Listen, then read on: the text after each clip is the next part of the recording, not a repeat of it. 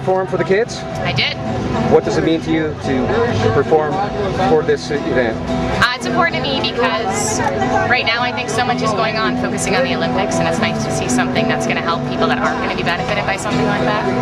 So it's important, and it's important that they get the attention and that outside people understand that it's not a choice, and that it's not fair that one bad choice equates human rights for the rest of your life. What do you have to impart upon the youth to encourage them to rise above?